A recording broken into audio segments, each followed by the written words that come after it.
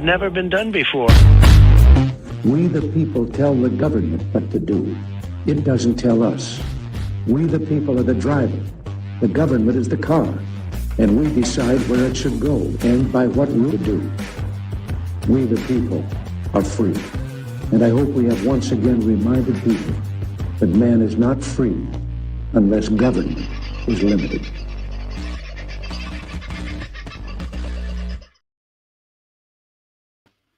Oh, for some reason, I've got myself down there again. There we go. Put myself back up. Hello, folks. How are you? Bugger is all I can say. Bugger. I had hoped to get to you in time. I didn't realize it was going to drop in the last 2 minutes. But the price of silver has just dropped below $59 an ounce for the spot price, $58.98. But it is showing a generally upward trend, as it has done all day today. Gold is sitting at $5,164.80. That's only up a little bit, maybe $20 or so for today. But silver has jumped over and through that $59 barrier. We're getting moderately excited. We want to see it go further, much further, obviously, for many of us.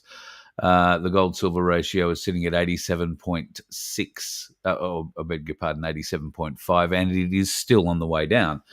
So that's the one to watch, and hopefully you'll be holding enough of those ounces of silver, 87.5 of them at the moment. Get yourself 1 ounce of gold. That's how we figure out the gold-silver ratio. AinsleyBullion.com.au. It's right on the top of the page. You can see the spot price for gold, silver, platinum at any time. You can do it in US dollars. You can do it in kilos or ounces if you so desire. I just wanted to get that out of the way because I was a bit excited to get to over $59, but bugger. I can show you here just right now. There you go. $58.98 per spot.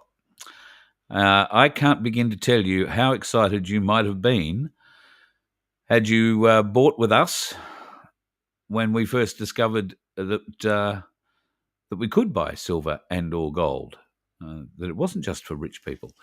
I did a little plan here today, but I'm no good at doing charts and I don't trust my numbers to show them enough in public, so I won't be doing that.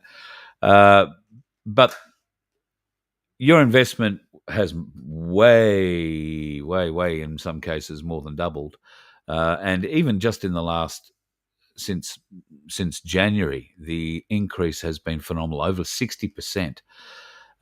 Just for silver. So if you've got your stash going, I'm hoping that you're hanging on to it. It's only increasing in value and it's showing no signs of slowing down. And please God, don't let that happen. We don't want any of that crap slowing down. All right, sorry to start off with that right at the very head of the show, but I was very excited by it all, as you may or may not be able to tell. And part of the reason I am so excited is because Black Sheep, God love him, sent me some new pajamas again the other day. You've no idea how thankful I am for Black Sheep in so many ways. And it's very strange to hear me thank a man like Black Sheep for the flannelette pajamas that he sends me. But it's what he tapes to the inside of the box at the time, which is gratefully received. And thank you, brother. I love you dearly for that too. So get yourself a little stack going, folks. And they are very useful little things to have. So get a Skippy in your collection, or a Dragon, or just an Ainsley round. There are so many different designs. You can choose to go in the collectible route, as I know many of you do, including good mate Pete from Pinaroo. Oops, I hit the wrong button there and nearly ended the stream. Good mate Pete from Pinaroo, who I haven't ever actually heard from, and I haven't seen if he's in here at the moment. He may well be cropping or drowning, or there's been a few issues with rain over there. They had some, then they didn't have enough, then they had some, and they might have needed more. Not quite sure how it all went. So Pete will bring us up to date if he's in here, no doubt. Hello, Sunflower. First one in tonight. God love you, woman. I hope you are going well. Yes, what the better late than never. Thank you. Appreciate the sentiments with that, and I apologise for being a bit later than normal tonight. I've just had one of those days where I've been running around all over, and I didn't get enough time to get enough information on enough things in here to really show you. So we'll have to wait a little bit and just see how much of it I can get out today. But there has been some fairly big news, some of it real, some of it not. And what are you saying here? Bill and Melinda Gates getting back together? Well, if that's the case. See, I haven't really caught up on a lot of that kind of news at all. I have been trying to find all sorts of collaboration for many things, other things that have happened today, which we'll talk about shortly, but didn't know about that one. G'day, Donna. Hope you are well. I've got no end of problems with the screen size I've got here tonight. Things I can't see, things I can see.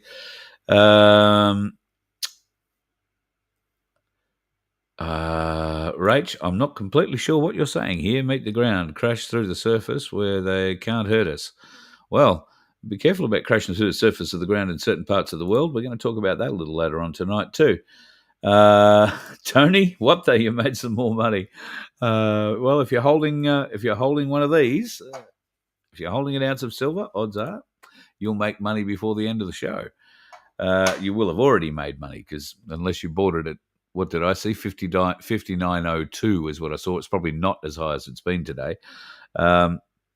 If you bought it at that, then you've lost money now if you were to try and sell it all 4 cents worth, minus fees and charges that would be applicable in any sort of sale. So don't sell it. Hang on to it.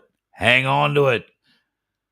Keep hanging on to it for as long as you possibly can. Keep adding to it as much as you can and use the Ainsley Saver fractional buying technique if you don't have large amounts of cash up front or even the $60 to buy yourself a coin. You can do so fractionally using the Ainsley Saver. Go to ainsleyBullion.com.au, sign up for Ainsley Saver, and if you are going to buy online, make sure you use my name and or the Voice of Freedom, and you will get a little discount on what you buy. Very soon, you'll be able to buy in person on the Gold Coast when they open their brand new store there next month, and hopefully we'll be broadcasting. I'm pretty sure we're going to be broadcasting live from that event. And we'll be able to catch up with all and sundry.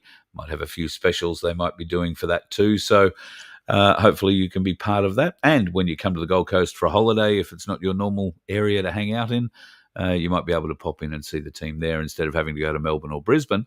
Not that there's anything wrong with those two offices, but nice to see the new one. Just having a bit of a scan down through all your comments. Good evening to everybody. Katrina, I see Michelle Bradley Smith in the room. Hi, nice to see you. Paul, Jinder Lee, Andrew. Oh, there he is, my mate from Pinaroo. Hope you're doing well, brother, and life the universe goes well. I was only talking about your garlic yesterday to somebody and just how magnificent it was. Vince, I'm sure, would also lay testament to that. G'day, Jono. Hope you're doing okay. Maria, does anyone know why Rumble isn't controlled like YouTube? Interestingly, Rumble has been bought by Google, but for whatever reason, they put less control on it because they pay dramatically less money out of it. So I can't tell you exactly the difference between YouTube and Rumble when it comes to ad payments, because I honestly don't take any notice of it. We don't get enough out of it to bother. We've been so suppressed. And on Rumble, they don't pay enough. So we get a lot of views on Rumble. But let's say, for instance, if YouTube paid and they don't, but let's say they paid $1 for every time somebody viewed an ad, then by comparison, Rumble would pay less than 10 cents. So the real comparison is you get 0.0000 something of a cent per viewed ad. And that ad, I don't think counts as unless it is actually viewed, like played out in full, not skipped or played over. For those people who have, YouTube Premium or whatever it is, where you don't pay for the ads or you pay not to get the ads, clearly some of what you pay goes to the content providers all around the world. Anyway, because they're providing your content or the content for you to watch, just providing it ad-free. So they still get an earn off that. We've never been able to crack the big time or even the little time, I'll be honest with that. So for a variety of reasons, I'm sure, not the least of which I am not the most popular man in the world, not doing the most entertaining of content. I'm sure I sit here and talk and rave and rant a lot, and I'm not driving race cars or being in flashy places or doing all these great things, which I would love to be able to do, but I'm a little preoccupied at the moment. So, and thankfully, it appears that a few of you are too, because we'd like to do something about this bloody place. And the government, not the bloody place. We love this bloody place. We'd like to do something about the people who are screwing up this bloody place. Hello, Nat. It's been a while since I've seen your name pop up in the chat. I hope you are well. G'day, Alan. And Paul. 59.20 it got to, mate. Wow, I didn't see that. Yeah, 59.02 just before I came on the air. So, wow, 59.20 today. Okay, well, that's a really good sign. XRP's up too. Vince, I think, and Mark had a bit of a chat on FPN Media coin toss. Go over and have a look at that on our FPN Media channel here on YouTube. It might also be up on Rumble by now. I think they had that chat on Saturday night, so worthwhile getting to. Here we go. A livestock report. Lambs, 55 kilo live weight set and sale records around the sale yards. Cattle are starting its run too. Well, that'll be nice. Help the poor consumer. Well, it'll only help the poor consumer if we're getting the best prices, which we're probably not going to get, will we, mate? Because it's very rare that the producers are getting the best rates from the supermarkets, and I guess they're the biggest buyers. Paddock to plate stuff, though, particularly in South Australia, is doing extremely well. I know it does well in many other parts. On the Gold Coast, there are a number of thriving paddock to plate businesses. We just need to get more of them involved with the whole idea of not having jabbed meat, not having our livestock jabbed in the many ways that many, not quite laws yet, have been put forward, but there are many constraints and compliances that must be adhered to before you can do that sort of business. And I congratulate anybody and everybody who's got involved with it. And it's certainly proving to be very successful. Agate Master, nice to have you in too. And skipping down the top, I think a few people are in here talking about Obama and what has been coming out of the and what's been coming out of America today. I don't know, Jenny. I'll be honest with you, I don't know. I do know a few interesting things. I wasn't going to mention it because it's not. I mean, I don't want to gloat. So the venue had to be changed for the event last weekend on the Gold Coast, the Freedom Summit. It had to be changed because they hadn't sold enough tickets, quite clearly, and the venue that they had booked said, "You're not coming here. You can't pay for it." So they quickly had to find a different venue. I was sent some photos from inside the venue.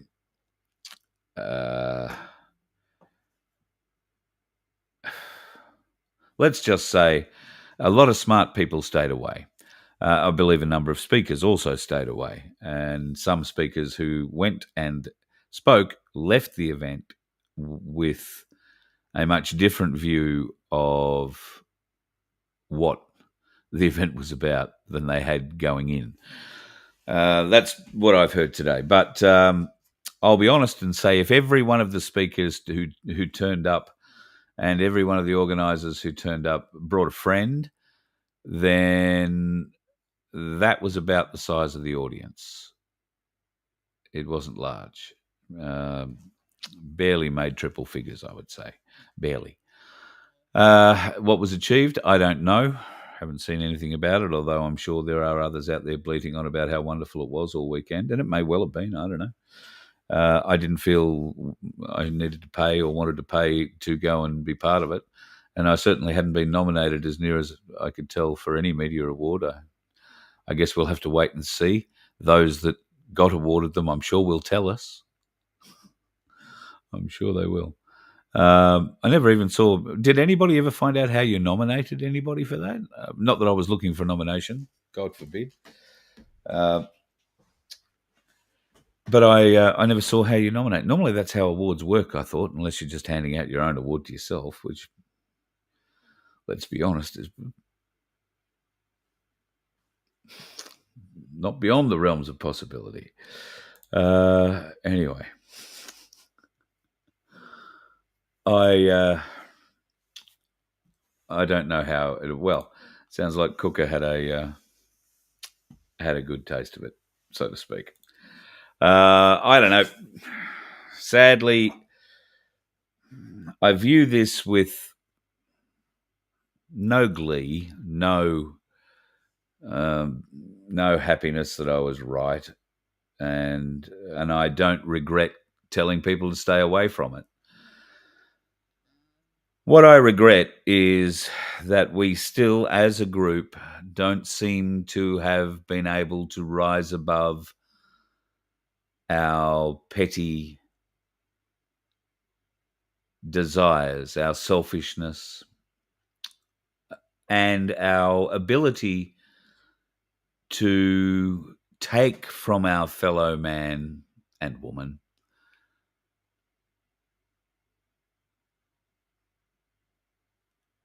in new and interesting ways. When we get, and they're not really new and interesting, they're old, tried and true ways that work very, very well usually. And I have no doubt there was a certain amount of money raised because they didn't raise enough in ticket sales. There was a lot of handshaking, baby shaking, kissing of hands and asses, I dare say, in various places. Everybody had their hand out. So I understand that. I understand why people have their hands out. I certainly wouldn't. It'd be inside the glass house throwing stones for me to be complaining about people having their hands out. But there are costs in life, and many of us, this is all we do. Some of us have, for whatever reason, a much better ability to be able to make money out of it than others. And I guess that comes with intent. My intent, I've never seen the audience as something to market to make money from, whereas I think others may do that while justifying it and saying, well, we need money to do what we do. And that is the catch-22. We do need money to do what we do. So that's when I guess the discernment process comes back to you guys, and you've got to figure out what's worth supporting, who's worth supporting, and how much you'd support them for, and in what manner you would support them. And I think we're, sadly, if last weekend is an example, there are those who seem to be in it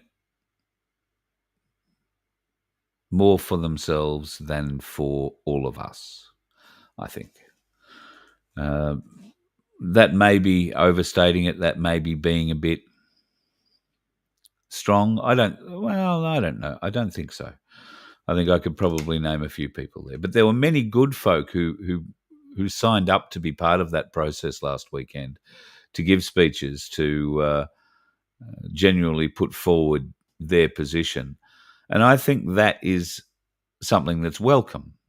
And these people should be commended. Clearly, we've got to figure out the right and acceptable format for all of this. I would like, to know how this was put together and what costs were involved in doing it. I'd like to know this, not from any sticky beaking point of view, but this is a learning experience. If we are going to put together something that is better than that, but unifying, including the people who attended there that week, last weekend, I'm just trying to think of better ways it can be done without making it look so corporate, conventionalized, if you know what I mean.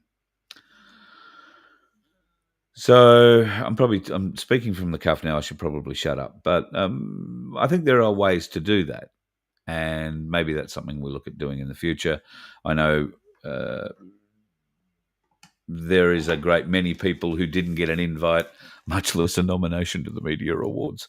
Um, for last weekend, those people are genuinely focused on serious solutions for this country, not just standing up and calling for hangings, which is, I'm sure something many of us can agree on, that hangings are in order and the sooner the better. However, I think all of us would agree that there needs to be some form of investigation, some form of trial, and some form of adjudication with a jury before we put a noose around anybody's neck and start hanging anybody. So calls for hangings and such a tad premature without following what should be the due process. And I'm not talking about the due process that is the current corporate maritime legal system. I'm talking about the due process of a corporate, of a commonwealth.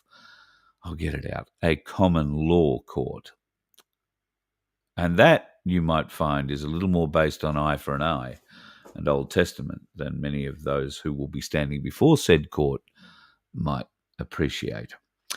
We were talking about Obama a little earlier, and boy, is there some interesting things going on in the world of Obama. So Donald Trump has put some pressure on Obama. You may or may not have seen a video. I'm not going to bother playing it, and Trump released this, I think, on Truth Social last night. He's released a video that shows Obama being arrested in the Oval Office by the FBI and being put in handcuffs. Now, I can't confirm that any such thing has happened. AI does appear to be the culprit for that particular piece of video. However, Tulsi Gabbard, who is the Director of National Intelligence Services these days and a former Democrat, has come out publicly and been on just about all the networks explaining that Barack Obama, and his cohort of evildoers have very definitely been involved in a large amount of nefarious activities surrounding the 2016 election and beyond that, the introduction of Donald Trump as the 45th president of the United States of America. Now, you might remember there were a bunch of people who got together and decided to be involved in something a little bit bigger than them. Now, all of the names that you see on the screen there are names that we've been talking about for some years, and the various different types of corruption and pedophilia that these people have been involved with. Now, it would be wonderful to see that fella at the bottom there, Barack Hussein Obama, actually in those handcuffs. What Tulsi Gabbard has come out and said is that the group there that you basically saw on screen then had a meeting on December the 8th. Now, at that meeting, prior to that meeting, the national security intelligence outlook on Russia being involved in any way, being able to, much less having the intent to do so or the ability to do so, to interrupt or to influence the November 2016 election of Donald Trump, was all being put to bed as no security assessment says anything like that. All what the security assessments say is that they don't have the capability, much less the intent, to do it. And then, December the 8th, 2016, while Obama was in caretaker mode and Trump was putting together his first administration and getting ready to take office, he called that merry little band of criminals together, the Shady Bunch. And in fact, I don't think Comey was at that meeting. McCann was at that meeting on behalf of the FBI. I don't think Valerie Jarrett or Samantha Power were there either. But Clapper definitely was. Brennan definitely was. Rice was definitely there. Obama was definitely there. And I'm pretty confident the old Hillary might have been there too.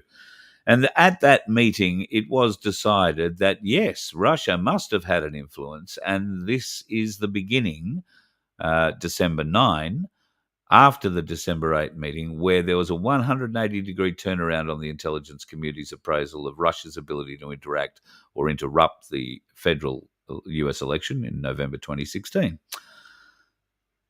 Then it became Russia, Russia, Russia. Trump colluding with Russia, Russia, Russia. Everything was Russia, Russia, Russia. You remember?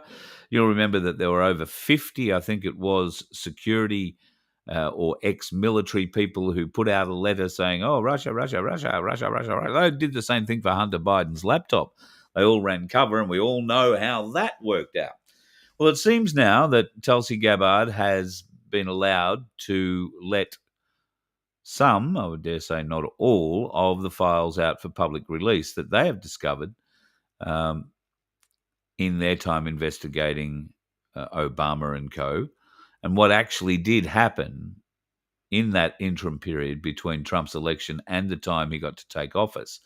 Then, have no doubt, she said that there is treasonous action. It was a coup, nothing short of a coup.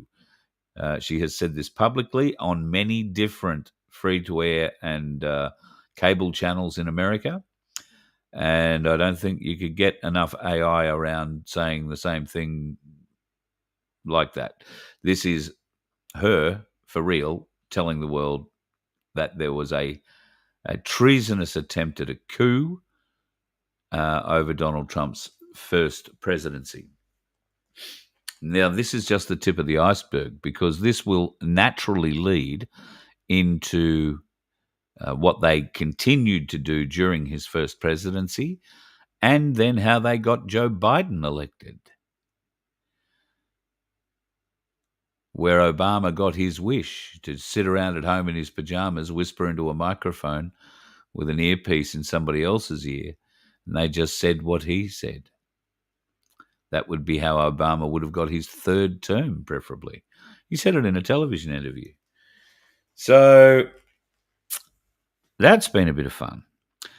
The global financial markets are playing all hell at the moment. China has been very hard in their dealing with the US dollar. They are cutting their US Treasury holdings to the lowest levels since the 2008 global financial crisis. Now, what does that mean? Well, believe it or not, China invests in US debt because to do so keeps the US economy quite strong. If you're prepared to buy US debt, you know that the US dollar is hanging to a certain level and likely to go up rather than down. That is until you stop buying US debt and start dumping US dollars onto the market, as China has been doing. Now, they've been stacking US dollars now for some time, or US debt, bond debt in particular. And in the last 8 days, they have made significant efforts to dump pretty big bits, and then particularly in the lead up to last weekend, they dumped a huge amount of US dollars and refused to buy any of the Treasury holdings. So they sold off quite a lot of what they already had and refused to buy any more. So this has, in effect, shaken the US dollar again. And I haven't actually looked to see what the close of business. Well, the Australian dollar is sitting at 65.15, so it hasn't done much to us today. The American dollar might do a little more. Now, why is China playing this debt game? Well, they can, because they managed to buy out most of the US debt after the global financial crisis of 2008. That was I forget the exact figure now, but it was trillions and trillions and trillions of dollars worth of debt. Then America realized that they were basically in China's pocket because that China held all the debt. And if they decided to dump all that, the American dollar would be gone. So they urgently started to try and buy some of that debt back. They've been trying to buy it back for the last 16 years. And they have been doing so in incremental bits. One of those incremental payments was made, as these sorts of things are, particularly with China, was made in gold.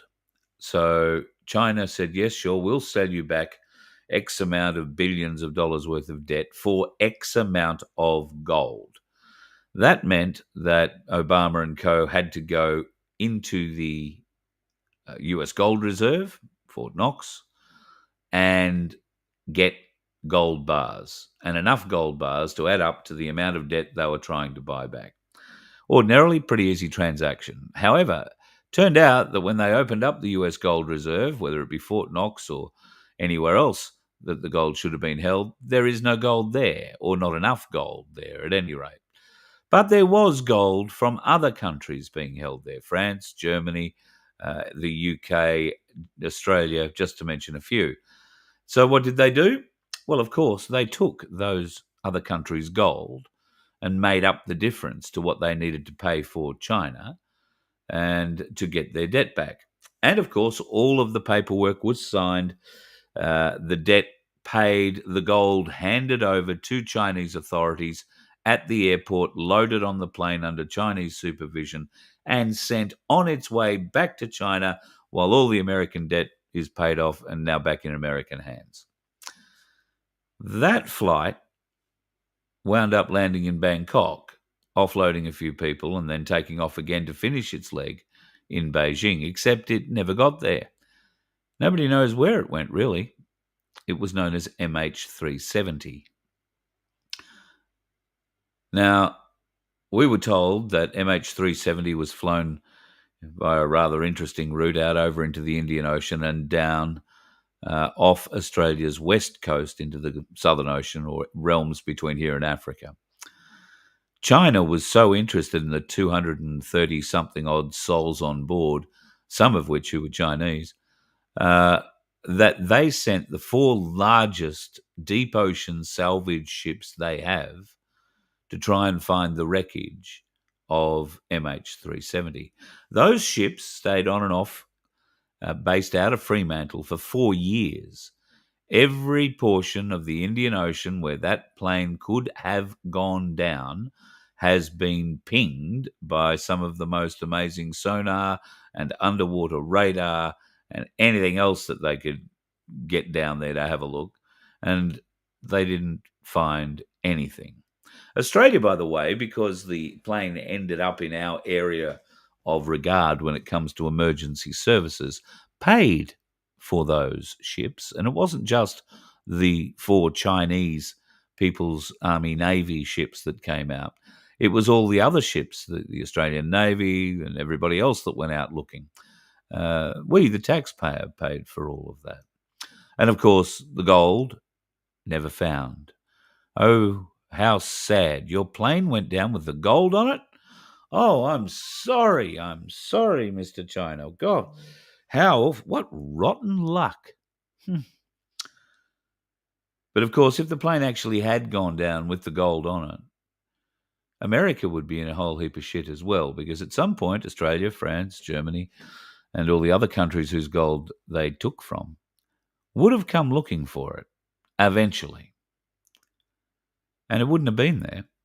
We would have been short. The Obama administration would have been pinged for the thieves that they no doubt are. And the world would be in quite a bit more turmoil than it is today. So, MH370 clearly isn't at the bottom of any portion of the Indian Ocean or the Southern Ocean for that matter. The Chinese, do you really believe they sent the 4 largest salvage ships in the world, deep ocean salvage ships in the world, for years? You think they just sent them to recover the bodies of the Chinese on board? Do you think it was so important they found the black boxes to find out what really happened? No, they were looking for their gold. And what may have been some other technology on board as well, but I think that technology story is the hoax. The gold was on board. I'll never forget the day. It was the weirdest day. But where did it land? Well, when you look everywhere it could have landed and you dismiss everywhere it couldn't have landed, but you look everywhere it could have landed and you can't find it, then you invariably must start looking in places where it couldn't have landed. And by most accounts, people would say most people never even heard of Diego Garcia, much less know what it is to the world. And to the world, it is just a rock in the middle of the Indian Ocean, way out in the middle of nowhere. But to the US military, to the British military, it is a major supply zone, an ability or an area to keep secure, keep away from a lot of prying eyes, the ability to build a lot of secret infrastructure underground, including underground hangar space for many aircraft. And I'm not talking Cessna 172s here, I'm talking Boeing 777s. The gold most likely wound up in Diego Garcia, where it was offloaded and sent back to America and put back in place, so nobody missed it.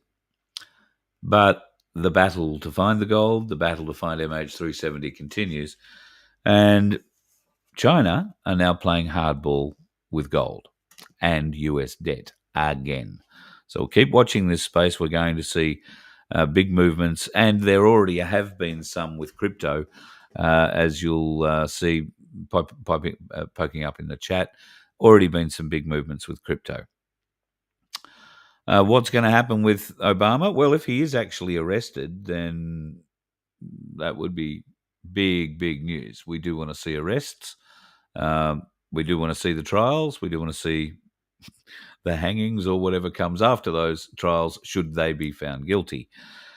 However, we don't want to rush to any of that. The arrests would be a great start. So if we can clarify, if Tulsi Gabbard is running around telling everybody that Obama has committed treason, he was at the head of a coup, these are very, very, very strong words, then it's possible, I guess. I haven't seen the video of Obama being put in cuffs, arrested in the Oval Office with Trump there and a couple of FBI agents. If that proved to be actually real, I haven't seen it, so I'm not going to pass judgment on it, but if that proved to be real, then the world's going to be an interesting place real soon, because if you start with him, it'll start rolling downhill very quickly. Hillary will be the next one you would think that they would come looking for. But who knows? Who knows? All right, let me have a look at what else I've got lined up in here. I did get a few interesting images out of the machinery today. You might say, oh, gee, Carl, that's a bit interesting. What's all that about? Well, these are earthquakes and just some of the tremors that have been happening around the Campi Flegrei area of Italy. Now, a lot of what's happening recently has been magma displacement. There have been some pretty large quakes, the large red dot that you can see out here in the bay. That was a 7-something, I think, from memory. These other smaller swarm quakes that are happening around the Pozzoli, or the city of Pozzoli, and Naples are significant because they're anywhere between 2 and 4.4 or 5 in magnitude. They're also allowing a lot more gas and a lot more heat to escape in places that the officials are not, or were not, actually expecting it to come from. And it appears that the caldera, which is the larger area, if you like, of the volcano, a super volcano, and this image sort of demonstrates it a little bit. You can see up the top there's a sort of a circular area. It looks like a vent. You can see topographically there are some other circular areas that also look like they could be old volcano vents. That is all true. They are old volcano vents, but they are by no means the volcano. The caldera, you can see the bottom edge of the caldera in the bottom right-hand corner of that screen is indicated as a blue line, and it circles all the way outside that area you can see. So the caldera is an area that could blow in a supervolcano scenario. Now, what have they found underneath? Well, they've been doing a bit of a look. They found a lot of magma about 3 kilometers under the surface. The crust of the Earth is moving and separating, and Naples in particular is now starting to feel some of the effects of this quake. Most notably, it's roads that are melting. This is an ash or a danger zone area should there be an eruption, and they are predicting an eruption is coming. They can't say if it's going to be today, tomorrow, next week, next year, but the amount of magma that is being displaced under places like Pozzuoli and Naples at the moment indicates that something bigger is coming. So they've found 2 magma chambers. One about 3 kilometers down and contains about 80 million cubic meters of magma. And then they found another one, 10, well, less than 10, about 8 kilometers below that, directly connected, but it holds something like 900 cubic kilometers of magma. That is an awful lot of pressure, and it is under pressure at the moment. So finally, the world authorities on these volcanic things have decided to issue a bit of a warning, and that is a bit of a warning. Well, look, it might go off, it might not.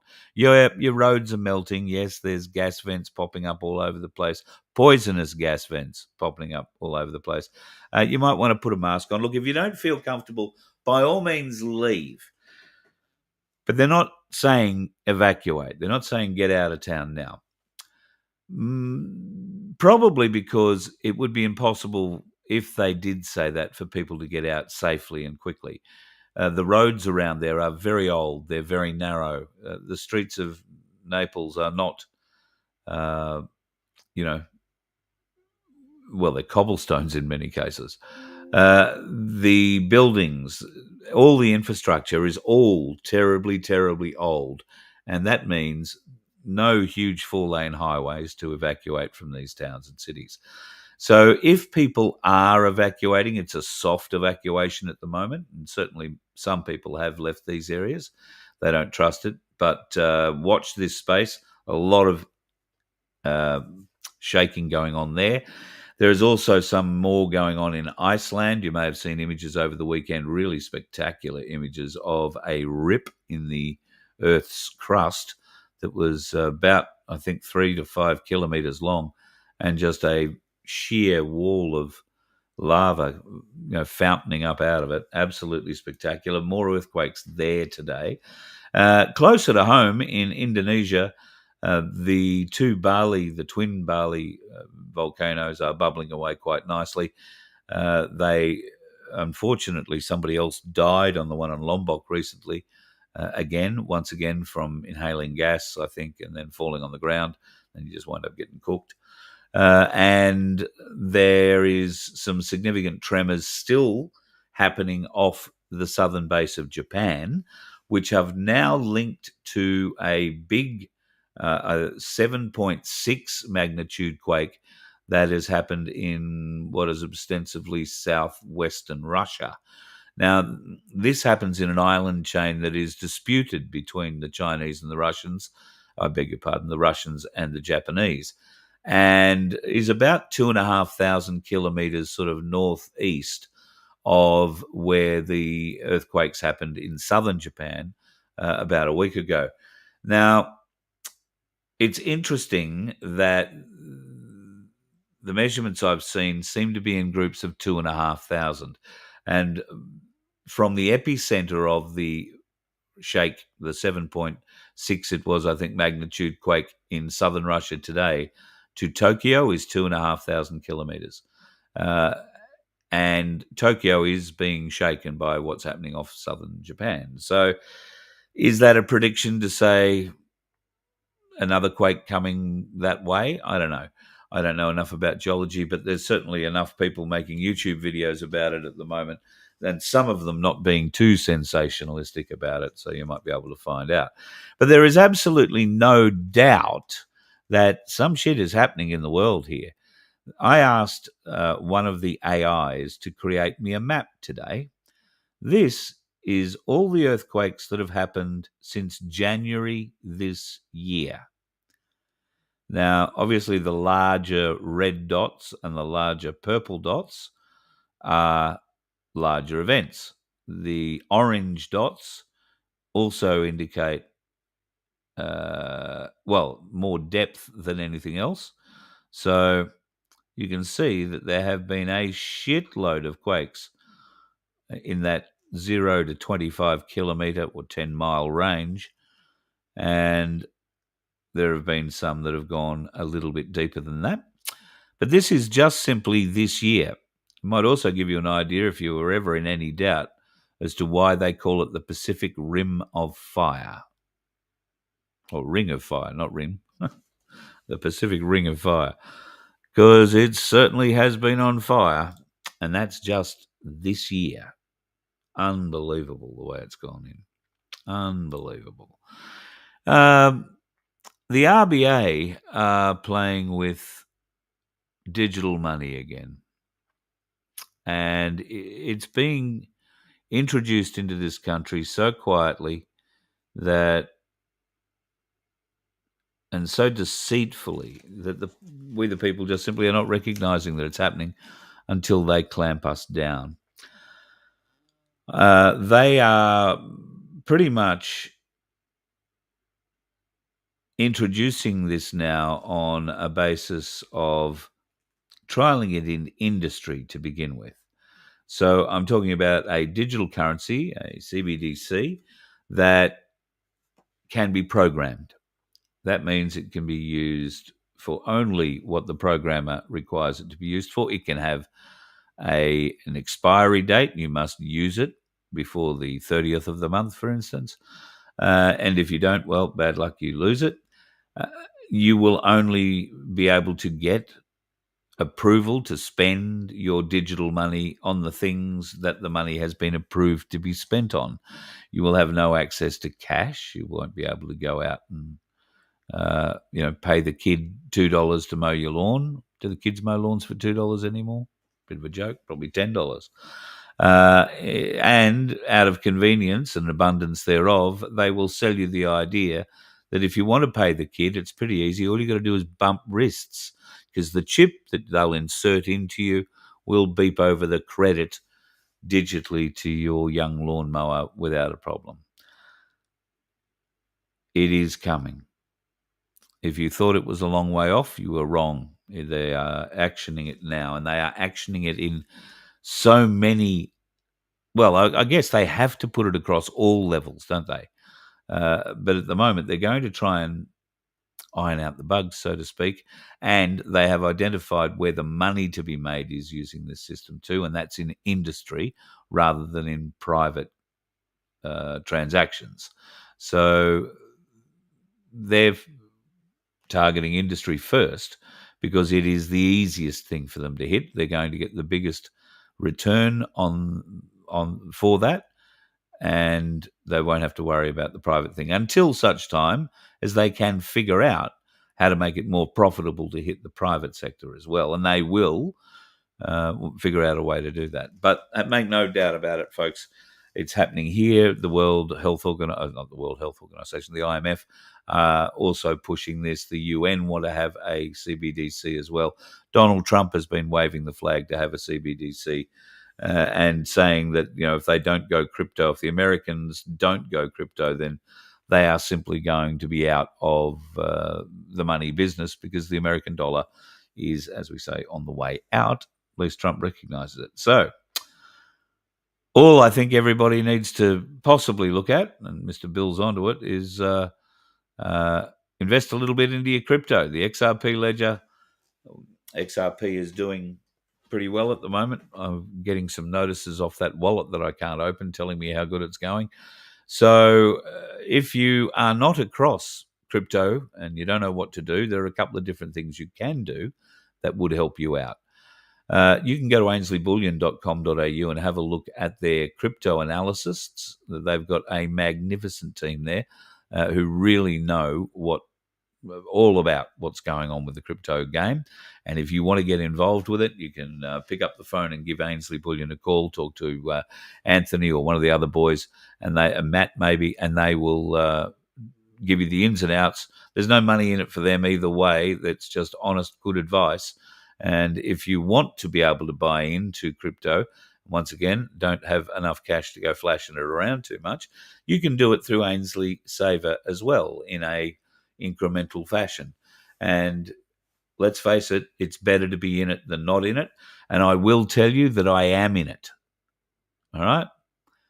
I'll tell you that I'm only in it because Vince is looking after it and he tells me that I'm in it. I don't know that we've bought anything. I mean, we haven't had any money to buy anything much. So if we've bought anything and it's gone up, but if it hasn't, then I'm not surprised. What I would be surprised about is that if we aren't able to give away by hopefully tomorrow morning another, 150, say, call it less than 200 tickets in our lottery. We would love to have you buy one of those tickets if you would so desire. It's pretty easy. You can go to merch.vofhq.com and click on the Sanctuary link there. And for just $2, you will be able to get yourself a ticket in our $750 draw. With a little bit of luck, you will take home that $750. What have we got? 150. So we've got about 180 tickets left, let's call it, to sell. You can only buy a maximum of 20 tickets in one go.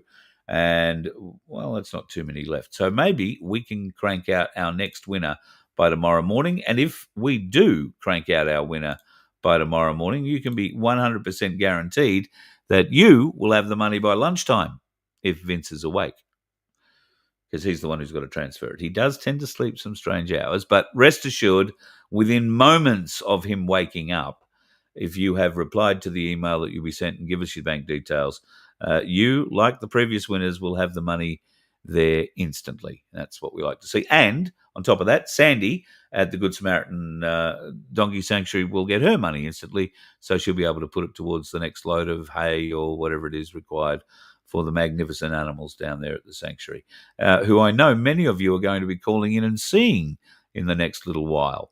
I think a few of you may have called in recently through the school holidays. So if that was the case, if you were watching, yippee to you. Well done. It was probably a bit wet as you went through there. Okay. Oh, you got your daughter onto it, Donna. How cool is that? Yeah, well, look, if you've already bought, folks, thank you very much. Please share it on your Facebook. Share it on your, whatever social media things that you do. Let me just give you a link so you can just copy and paste it, because that would make it so much easier for you. So I'll paste that in the link. It's also in the description, so you can copy and paste it out of there too. Share it with friends and family, because what a great way to say, hey, listen, I love you. Spend $2, win $750. I hope you win. Be a great way to do it. And you're going to help out some really cute donkeys. So we would love your support with that. The Donkey Sanctuary needs all the help it can get, and I'll be honest, so does the Voice of Freedom. We don't aim to start new ventures overseas. We're not opening up retreats and all that sort of crap.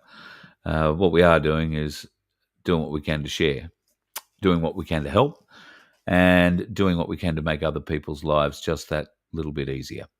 And if you can help us do that, it's as simple as buying a $2 ticket in our raffle at vofhq.com and hit the sanctuary link, or merch.vofhq.com, and hit the sanctuary link. I've thrown it up in the chat there for you. Now, tomorrow night, folks, we're going to have a bit of a chat with Mary Jane, and I think Michael Sims is going to come on and join us for the first time. Now, why are we going to be talking to these two? Well, it's not because she's M and he may well be James Bond.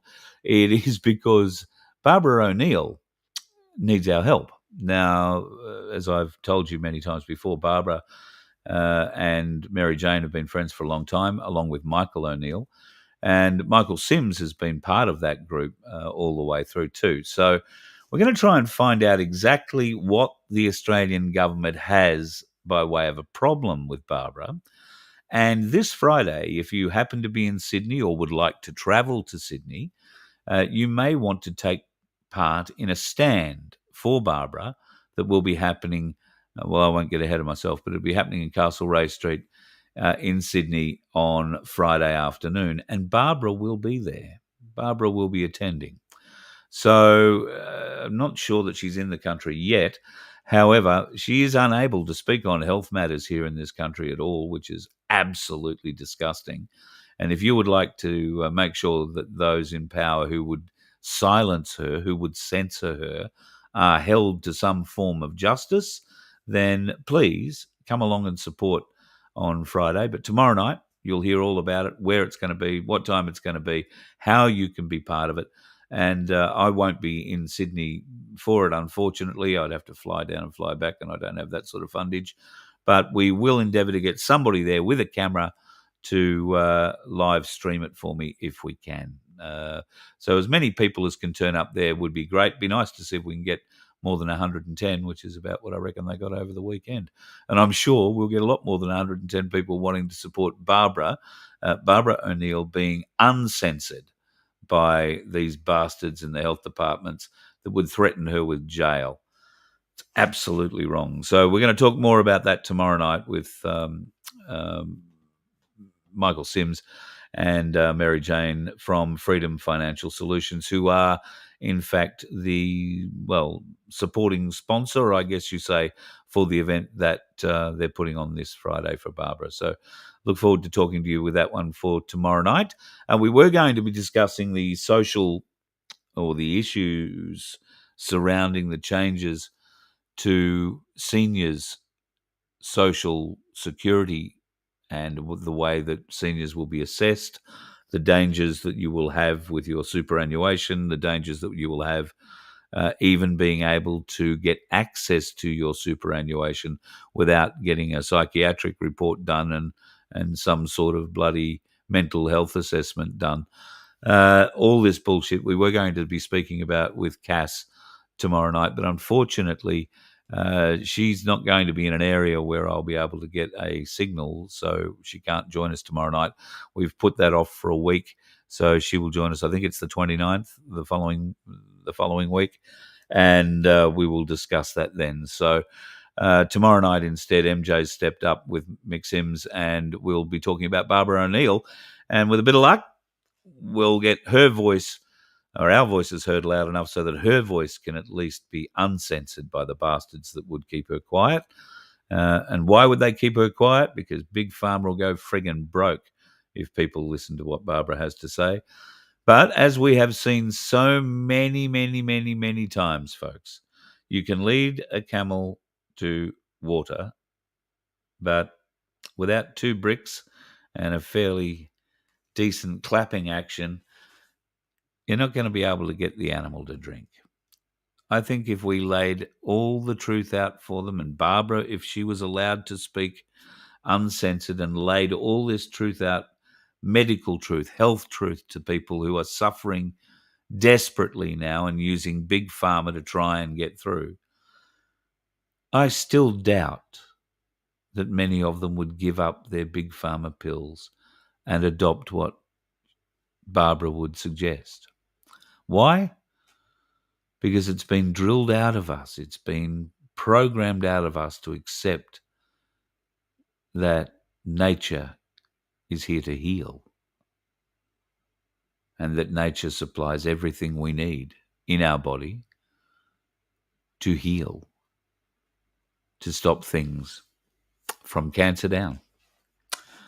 These are truths We must be able to learn. We must be able to teach our children. And it's only through allowing people like Barbara to be able to speak. It's insane. She speaks to royalty.